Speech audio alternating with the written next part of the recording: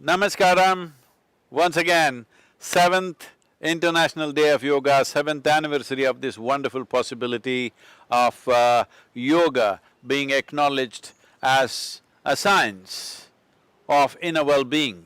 Not a religion, not a belief system, not a philosophy or ideology, but the science of inner well-being. As there are sciences for external well-being, this is a science for inner well-being.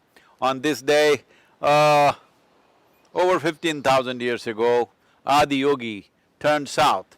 As the sun's trajectory in relation to the planet turns south on this day, it's called the summer solstice. On this day, he turned south and began to propound the science of yoga.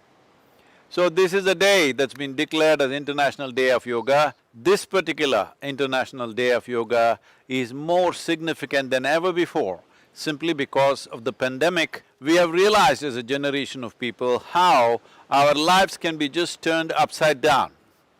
All of a sudden, without warning, the pandemic. So at a time like this, building a vibrant and resilient body, a joyful and focused mind, and indefatigable sense of energy within you is most essential to fight these external invasions, which scientists are predicting may happen again and again. Still, the pandemic is not over. We cannot say this is post-pandemic. This is pandemic season still. Already we have seen 2 waves in India and across the world, also in many different countries. The authoritative voices in this arena of life of virology are saying this could last much longer than we have imagined.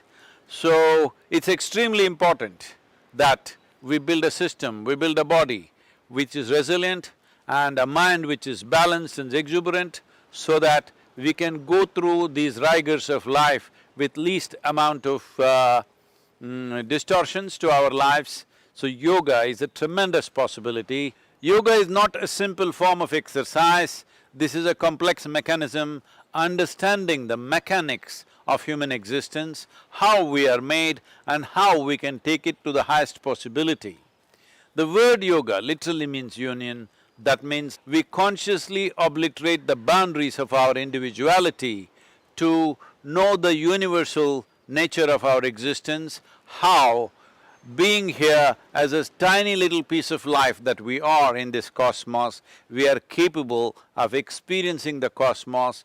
Being here in this moment of time, we are capable of experiencing the eternal nature of this existence. This is a possibility that India offers to the rest of the world. Well, of course, there are health benefits, there are various other aspects that even to fulfill the United Nations Sustainable Development Goals, this can be a very effective tool. Healthcare should go. Health and well-being, we must understand, can only come from within us. Doctors and scientists can help us when we are sick.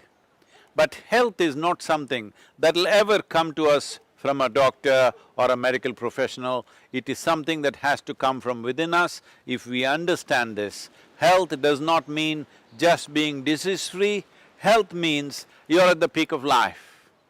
In terms of body, in terms of mind, in terms of emotions and energies, you are at the very peak possibility of your existence. This is health, and we should not aim for anything less than that. Yoga has this potency, yoga has the necessary science and technology to deliver you there.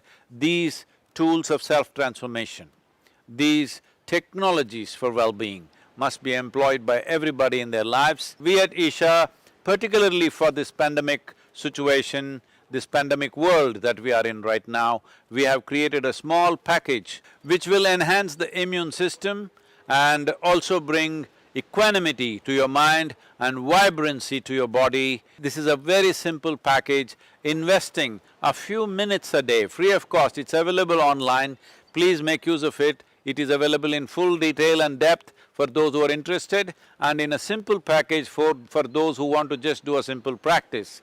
It is available everywhere, free of cost, and dedicated volunteers are always on call to attend to these possibilities with you, and make sure that you benefit from this. Every human being on this planet should make use of it.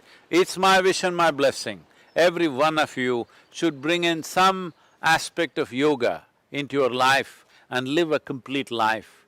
It doesn't matter, pandemic has come our way, that is the reality, but we have to come on top of this. We have to come out successfully out of this situation, not be crushed by this situation. We as human beings are capable of this. I will once again repeat that this time around, this pandemic, the sole carrier of this virus is the human being.